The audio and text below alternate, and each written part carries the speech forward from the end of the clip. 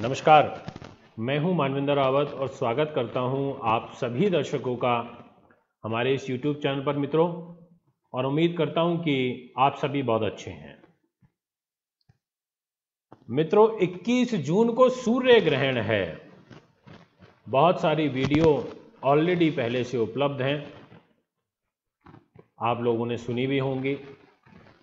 मैं आज आपसे इस ग्रहण के बारे में 5 बातें करने के लिए आया हूं, और उन 5 बातों को यदि आप सही तरीके से समझ गए तो समझ लीजिए आपने पूरा ग्रहण समझ लिया कि किस प्रकार से प्रभावित करेगा। मैंने सार निकाला है, और वो सार ये है कि सबसे पहला पॉइंट कि मैं आज आपको बताऊंगा ग्रहण के बारे में कि आखिर ये कब बनेगा, क्या होगा, कितना प्रतिशत है, कितना नहीं है। दूसरा, मैं चर्चा आपसे करूंगा कि ग्रहण के समय क्या करें और क्या ना करें।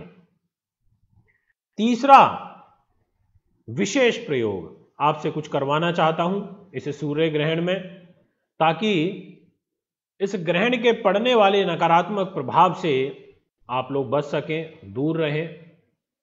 और चौथा रहेगा ग्रहण का राशिफल, किन किन राशियों के ऊपर ग्रहण का प्रभाव रहेगा, ये मेरे आज चर्चा का विषय रहेंगी। और अंतिम पॉइंट मैं आपसे चर्चा करूंगा कि सूर्य ग्रहण में लोक भविष्य, जो उथल पुथल ऊपर होती है, उसी प्रकार का शुभ व अशुभ प्रभाव इस पृथ्वी लोक के ऊपर पड़ता है, लोक भविष्य के रूप में पड़ता है। जैसी घटनाएं, जैसे ग्रह ऊपर चलते हैं, वैसा इस मनुष्य शरीर के ऊपर, इस 14 सिराक योनि के ऊपर, इस पृथ्वी के ऊपर प्रभाव पड़ता है। उसको कहते हैं लोक भविष्य।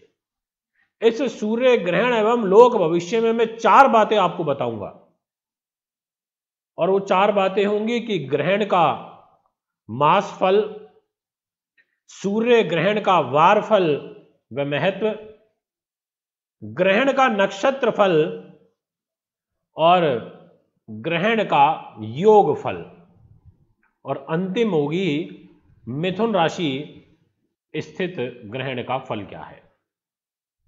ये इतनी सारी बातें आज की इस वीडियो में चर्चा करेंगे। सबसे पहले आपको ग्रहण के बारे में बताता हूं कि आखिर यह जो कनकण चूड़ामणि ग्रहण 21 जून को आषाढ़ अमावस रविवार के दिन जो पड़ने जा रहा है, ये कब रहेगा, क्या रहेगा, कितने समय के लिए रहेगा। आषाढ़ के महीने में पड़ रहा है, अमावस्या को है, और रविवार का दिन है, इसलिए इसको चूड़ामणि ग्रहण कहा गया है। और ग्रहण तो कोई भी हो शुभ नहीं होता। किसी भी ग्रहण के नकारात्मक प्रभाव लंबे समय तक चलते हैं। इसीलिए कहते हैं ग्रहण काल में बाहर नहीं निकलना चाहिए, घर में रहना चाहिए, पूजा पाठ करते रहना चाहिए, मंत्र जप करते रहना चाहिए। और इस समय तो वैसे भी ये इतनी बड़ी महामारी विश्व के अंदर फैल चुकी है, ये वायरस जो चल रहा है, और ऐसे समय में ग्रहण का आना, सूर्य ग्रहण का, और वह भी 99.4% का ग्रहण आना, यह अपने आप में बड़ा महत्व रखता है मित्रों, बहुत ज्यादा। इस ग्रहण का प्रभाव अगले 1 महीने तक रहेगा, क्योंकि यह 99.4% का ग्रहण है। और 99.4% का जो प्रभाव ये देगा, ये उत्तरी राजस्थान, उत्तरी हरियाणा और उत्तराखंड राज्य के जो उत्तरी क्षेत्र हैं, उनमें सबसे ज्यादा ये 99.4% का प्रभाव छोड़ेगा अपना ये ग्रहण। इसको मैं 100% ही कहूंगा। ऐसे ग्रहण बहुत कम पड़ते हैं जो अपना प्रभाव 100% तक छोड़ें। भारत के अंदर कुछ हिस्से ऐसे होंगे जहां पर परम ग्रास होगा, यानी कि 90% के आसपास ये उत्तरी भारत के अंदर अपना प्रभाव छोड़ेगा। 90% सूर्य ग्रहण। मध्य भारत यानी कि मिडिल इंडिया, उसमें 70 से 90% तक का प्रभाव रहेगा। और जो दक्षिण भारत है 30 से 70% तक प्रभावित होगा, यानी कि दक्षिण प्रांत में कम है प्रभाव और उसके ऊपर के सभी जगह पर इसका सबसे ज्यादा प्रभाव देखने को मिलेगा। भारत के अतिरिक्त यह ग्रहण दक्षिण पूर्वी यूरोप में देखा जाएगा, ऑस्ट्रेलिया के केवल उत्तरी क्षेत्रों में, न्यू गियाना, फिजी, अधिकतर अफ्रीका में, दक्षिणी देशों को छोड़ करके। दोस्तों, यह है ग्रहण का कहां कहां ये देखने को मिलेगा। ये मिडिल ईस्ट एशिया के जो क्षेत्र हैं उनमें भी काफी ज्यादा दिखाई देगा। अब मैं आपको समय बता देता हूं कि भूलोक पर कितने समय तक रहेगा, कितने बजे से शुरू होगा और कब तक चलेगा। तो दोस्तों, वीडियो को अंत तक सुने, पूरा सुने। यह सूर्य ग्रहण भारत के अंदर सुबह 9:15 पर शुरू हो जाएगा। उसके बाद इसका कणकण, यानी कि जो ये सूर्य ग्रहण है कणकण आकृति का, वो शुरू होगा 10:17 से भारतीय स्टैंडर्ड टाइम। इसका परम ग्रास यानी कि मध्य भाग वो देखने को मिलेगा दोपहर में 12:10 पर और कणकण समाप्त हो जाएगा दोपहर में 2:02 पर। इसका अर्थ यह निकल के आया कि यह जो समय है टोटल 5 घंटे 48 मिनट व 3 सेकंड की अवधि का रहेगा, ग्रहण की अवधि, जो कि बहुत ज्यादा प्रभावशाली है। इतने लंबे समय तक किसी भी ग्रहण का चलना बहुत ज्यादा महत्व रखता है मित्रों, कोई छोटी बात नहीं है। ये अलग अलग रूप में, अलग अलग इसका भारत के भिन्न भिन्न क्षेत्रों में प्रभाव देखने को बहुत ज्यादा मिलेगा। इसलिए मैं आपसे यहां पर कहना चाहता हूं, जर्नली जो ग्रहण होता है वो मैक्सिमम 5 घंटे 5.5 घंटे का होता है, 6 घंटे का होता है, पर ये तो बिल्कुल मैक्सिमम पर जा रहा है। ये 5 घंटे 48 मिनट का ग्रहण है। इसलिए आपको यहां पर विशेष ध्यान रखना पड़ेगा, विशेष काम करना पड़ेगा। अब इस ग्रहण का सूतक कब से लगेगा, क्योंकि ग्रहण जब लगता है तो उससे पहले शुभ काम वर्जित हो जाते हैं, और सूतक का जो समय रहेगा वो भी आप नोट कर लीजिए। यहां पर एक दिन पहले 20 तारीख को रात को 9:16 से सूतक प्रारंभ हो जाएंगे, और इसके बाद आपको कोई भी शुभ काम नहीं करना है, घर से बाहर नहीं निकलना है। ज्यादा से ज्यादा कोशिश करें कि बाहर निकलने से आप अवॉइड ही करें तो ही ज्यादा अच्छा है। अब विषय आता है कि आखिर ये ग्रहण तो हो रहा है, अब इस ग्रहण का हमारे ऊपर क्या प्रभाव पड़ेगा, इस ग्रहण में हमें क्या करना है और क्या नहीं करना। तो मित्रों, जब ग्रहण का प्रारंभ हो रहा हो तो उससे पहले ही आपको स्नान आदि से निवृत्त हो जाना चाहिए, आपको संकल्पित हो जाना चाहिए। जब ये ग्रहण का मध्यकाल, यानी कि लिखा हुआ है वीडियो में, आप दोबारा से देख लें, मध्यकाल के समय पर आप घर में देव पूजा करें। आप यहां पर महामृत्युंजय जप का मंत्र का जप कर सकते हैं। आपको इस समय पर देव पूजा करनी चाहिए, पाठ करना चाहिए, वो आपके लिए बहुत अच्छा रहेगा। और जैसे ही इसका मोक्ष हो जाए, यानी कि ये कणकण हो जाए, ये समाप्त हो जाएगा दोपहर में 2:04 पर, उसके बाद आपको एक बार पुनः स्नान आदि से निवृत्त हो जाना चाहिए। मित्रों, सूर्य ग्रहण के समय पर जब ये चल रहा हो, उस समय आपको भगवान सूर्य की उपासना करनी है, आपको आदित्य हृदय स्तोत्र का पाठ करना है, आपको सूर्याष्टक स्तोत्र आदि का पाठ करना है। यह आपके लिए बहुत अच्छा रहेगा।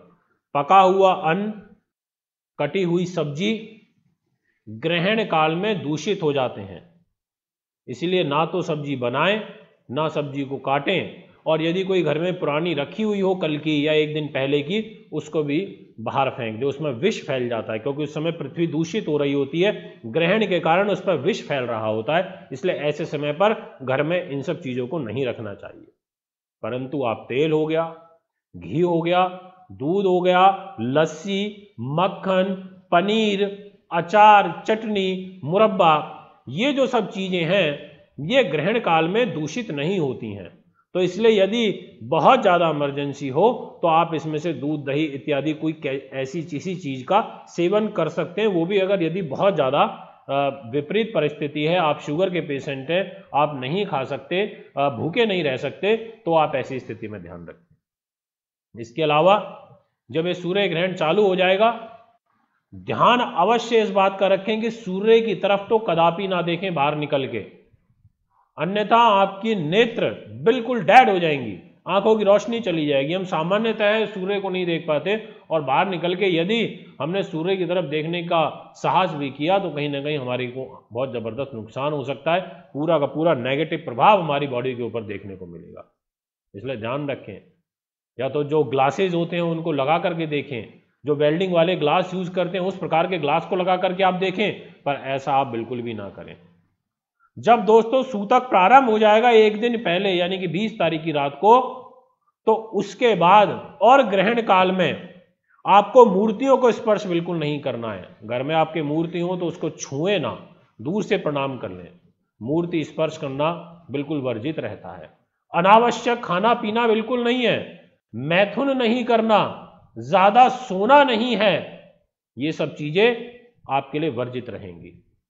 इन सब बातों का बहुत जबरदस्त महत्व होता है।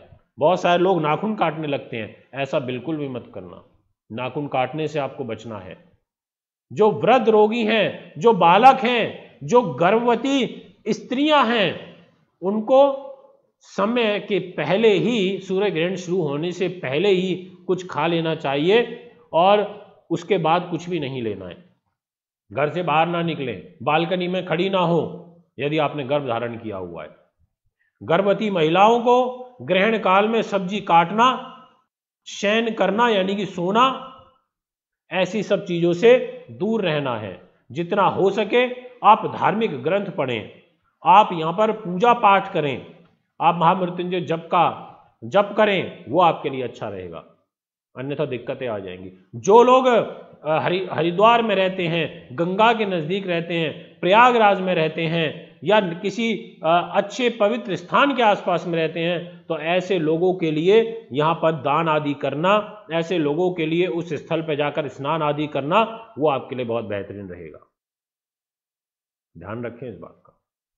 अब एक विशेष प्रयोग आपको बताना चाहता हूं, जैसे मैंने वीडियो में बोला था कि एक विशेष बात बताऊंगा, और वो विशेष प्रयोग ये है कि आपको कांसे की कटोरी लेनी है, उसमें घी भर के रखना है, उसमें एक चांदी का सिक्का रखना है और रखने के बाद में अपना मुंह देख करके और उसको रख दें, यानी कि ढक करके रख दें। और जब ग्रहण समाप्त हो जाए उसके बाद उसमें थोड़ा सा दक्षिणा उसको मिला करके और थोड़ा सा वस्त्र इत्यादि कुछ रख के किसी ब्राह्मण को जा करके दान करके आ जाएं। जब ये समाप्त हो जाएगा, शाम के समय चले जाएं बेशक। अब बात करता हूं आपसे ग्रहण का राशिफल कि 12 राशियों के ऊपर शॉर्ट में बात करूंगा और विस्तृत एक अलग से वीडियो बना दूंगा आपके लिए। दोस्तों बहुत ज्यादा निर्णायक है 21 जून के ग्रहण का राशिफल, क्योंकि 2 नक्षत्रों के ऊपर है, एक मृगशिरा दूसरा आद्रा, 2 नक्षत्र उस दिन, यानी एक समाप्त हो रहा है दूसरा चालू हो रहा है। और मिथुन राशि के ऊपर ये ग्रहण है। मिथुन राशि बुध की होती है और यहां पर बुध की राशि के ऊपर एक प्रकार से ग्रहण लग रहा है और सूर्य जैसा तेज वहां आकर के जब बैठेगा तो ऐसी स्थिति में दुर्घटनाएं बहुत ज्यादा बढ़ने की परिस्थितियां बन जाती हैं, उथल पुथल होती है पृथ्वी लोक के ऊपर। इसलिए सभी राशि वालों को, जो मैंने अभी थोड़ी देर पहले बताया कि सूर्य की उपासना, सूर्य अष्टक, यहां पर आदित्य हृदय स्रोत, ये सब पढ़ना बहुत अच्छा रहेगा। इसके अलावा जिन लोगों के चंद्रमा कमजोर हैं, शनि या राहु से पीड़ित हैं, ऐसे लोगों को चंद्रमा को मजबूत करने के लिए ओम सोम सोमाय नमः मंत्र का भी जाप करना चाहिए, उससे उनका चंद्रमा मजबूत बना रहेगा। अब मैं आपको बता देता हूं फटाफट कि 12 राशियों के ऊपर क्या प्रभाव रहने वाला है, कि सिर्फ मैं आपको यहां पर एक शॉर्ट में बताऊंगा और एक स्पेशल एपिसोड तो मैं आपके लिए बनाऊंगा ही, इसलिए उसका तो आपने ध्यान रखना ही है। सबसे पहले बात करता हूं मेष राशि की। मेष के दर्शकों, आपके लिए यह ग्रहण ज्यादा अच्छा नहीं है। इसमें आपके लिए स्वास्थ्य के लिए अच्छा नहीं है, पर धन लाभ के लिए अच्छा है। वृष राशि वालों के लिए धन की हानि हो सकती है इस ग्रहण में, इसलिए ध्यान रखें। मिथुन राशि वालों के लिए दुर्घटना, चोट, भय और चिंता, ये चीजें ज्यादा देखने को आप स्वयं में महसूस करेंगे। कर्क के दर्शकों के लिए यहां पर धन हानि का योग बन रहा है। सिंह के दर्शक जो हैं हमारे, लाभ व उन्नति का अवसर आपको यहां पर प्राप्त होगा। अब बात करता हूं कन्या की। कन्या के जो दर्शक हैं उनके लिए रोग, कष्ट व भय, ये तीन चीजें आपको अत्यंत पीड़ा देंगी। इसके बाद तुला की यदि हम बात करें तो आपको चिंता व संतान का कष्ट, विशेष रूप से जिन्होंने गर्भ धारण किया हुआ है, जिनकी संतान के साथ नहीं बन रही है, ऐसे लोगों के लिए चिंताएं उस समय बढ़ जाएंगी और संतान को कष्ट बढ़ेगा। अब बात करता हूं धनु राशि की। धनु राशि वालों के लिए पति का कष्ट या स्त्री का कष्ट, यानी कि पति पत्नी के बीच में आपसी जो संबंध है वो डिस्टर्ब हो जाएंगे। मकर, रोग व गुप्त चिंताएं, उस दिन थोड़ा डिप्रेशन होगा, चिंताएं बढ़ जाएंगी और शेयर किसी से आप करोगे नहीं, ऐसी स्थिति आपके लिए बनेगी, इसलिए आप यहां पर ध्यान रखें। इसके बाद नेक्स्ट आपसे बात करता हूं मित्रों कुंभ की। आपके लिए खर्च अधिक होंगे, कार्यों में विलंब होगा। वैसे भी 5 घंटे 48 मिनट का ये है और काफी लंबा ये ग्रहण रहेगा, तो नकारात्मक प्रभाव तो कहीं ना कहीं रहेंगे ही रहेंगे। अब बात करना चाहूंगा आपसे मीन। मीन के जो दर्शक हैं उनके लिए कार्य की सिद्धि होगी। दोस्तों, ये मृगशिरा नक्षत्र और आर्द्रा नक्षत्र, ये दोनों के दोनों नक्षत्र जो हैं ये ज्यादा अच्छे नक्षत्र नहीं होते हैं, क्योंकि ये इन नक्षत्रों के ऊपर जो प्रभाव होता है वो होता है मंगल केतु का। तो ऐसी स्थिति में विस्फोटक स्थितियां, तनाव, पृथ्वी पर उथल पुथल होना, भूकंप के झटके आना, ये ऐसी अनबैलेंस वाली सिचुएशन बनती हैं, और वो भी आप काफी समय से देख भी रहे हैं। कोई बहुत ज्यादा अच्छी परिस्थितियां नहीं बन रही हैं। अब मैं आपसे बात करता हूं अगले स्टेप की, वो है सूर्य ग्रहण एवं लोक भविष्य। ये है सबसे ज्यादा महत्व रखने वाला विषय कि आखिर इसके लोक के ऊपर इसका क्या भविष्य दिखाई देता है, ये किस प्रकार से यहां पर त्रासदी मचा करके जाएगा, किस प्रकार से सूर्य ग्रहण आगे आने वाले समय में मानव जीवन को प्रभावित करेगा। तो सबसे पहले पॉइंट में चर्चा करूंगा ग्रहण का मासफल। जी हां, यह कणकण चूड़ामणि सूर्य ग्रहण आषाढ़ मास में घटित होने से छोटे छोटे जो तालाब होते हैं, नदियां होती हैं, उनके पानी सूख जाते हैं। ये इसका एक लोक भविष्य है। नदियां जो होती हैं उनका प्रवाह कम हो जाता है, ये समुद्र के अंदर लहरें ज्यादा उठने लगती हैं, ये एक इसका प्रभाव यहां पर देखने को मिलेगा।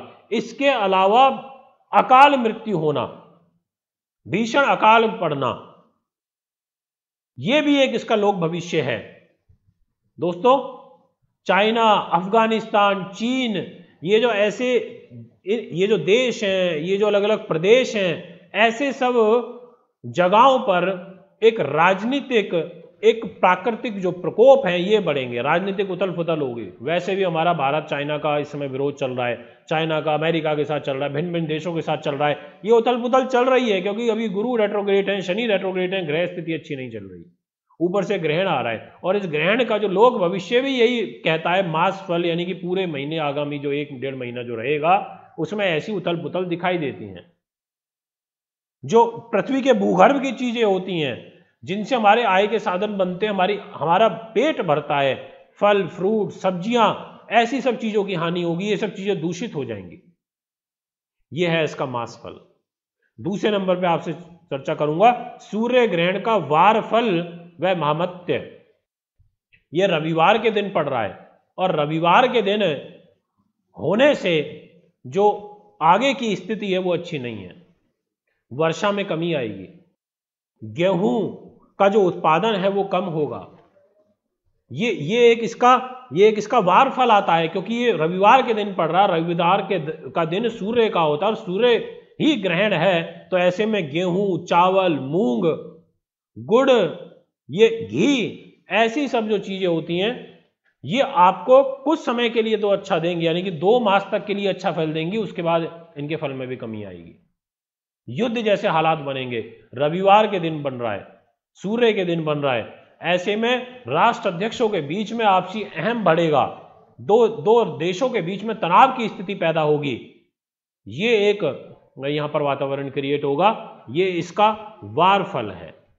और वैसे भी योग भी अच्छे नहीं है, नक्षत्र भी नहीं है, तिथियां भी उस दिन 2 पड़ रही हैं, और यहाँ पर जो बुध के यानी कि मिथुन राशि में पड़ रहा है, और मिथुन राशि में तो वैसे भी ग्रहण अच्छा नहीं होता, बुध की राशि जल्दबाज ग्रह है, जो भी चीजें होती हैं जल्दी हो जाती हैं, तनाव भी होता है तो जल्दी हो जाता है।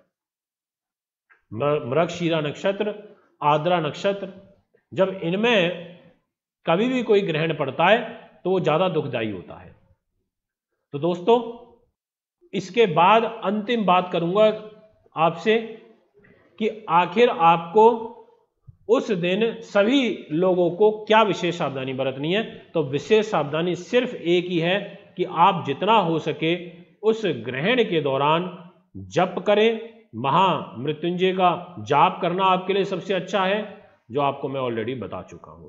घर में रहें, भोजन खाने पीने की चीजों से दूर रहें और एक दूसरे से दूरी बना करके रखें, सबसे बड़ी बात, क्योंकि घर में 6 सदस्य हैं और 6 के में से 3 के ऊपर शनि की 7.5 या ढैया का प्रभाव चल रहा है, और यदि सारे एक दूसरे के साथ में बैठते उठते हैं तो कहीं ना कहीं ग्रहण का और एक दूसरे के ग्रहों का दुष्प्रभाव आपके ऊपर पड़ेगा।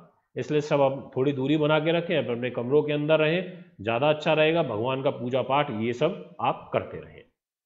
ये है एक विस्तृत चर्चा।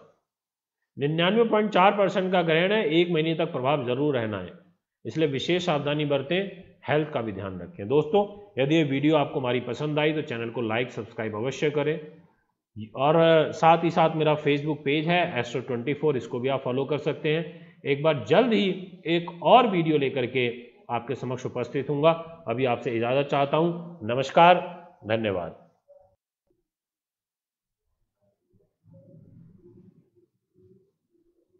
खुशखबरी, अब अपनी कुंडली बनवाएं एकदम फ्री। जी हाँ, मात्र 2100 रुपये में कुंडली दिखाएं और साथ में पाएं 3100 रुपये वाली फुल डिटेल्ड कुंडली एकदम फ्री।